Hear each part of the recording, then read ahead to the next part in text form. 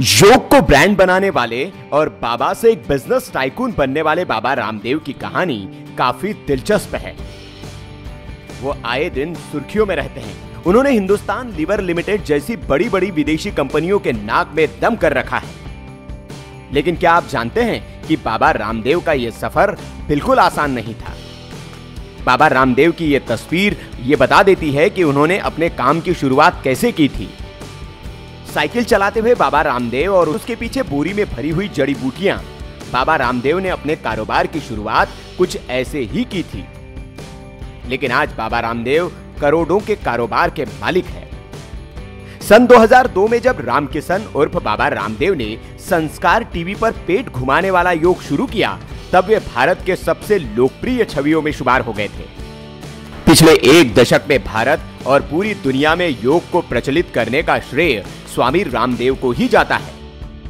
उनके दुनिया भर में लाखों अनुयायी हैं, तो उनके कई आलोचक भी हैं। रामदेव को बाबा के साथ साथ एक कामयाब कॉर्पोरेट बिजनेसमैन भी माना जाता है।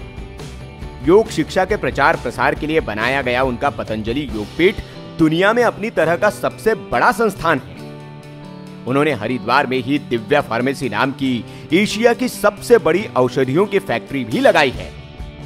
वहां दवाओं के अलावा जैविक तरीके से बनाई गई खाने पीने की चीजें भी बिकती हैं। हरिद्वार में अपना आश्रम बनाने वाले रामदेव का जन्म हरियाणा के एक छोटे से गांव में हुआ था। स्कूली शिक्षा के बाद उन्होंने संस्कृत और योग शिक्षा में आगे की पढ़ाई की।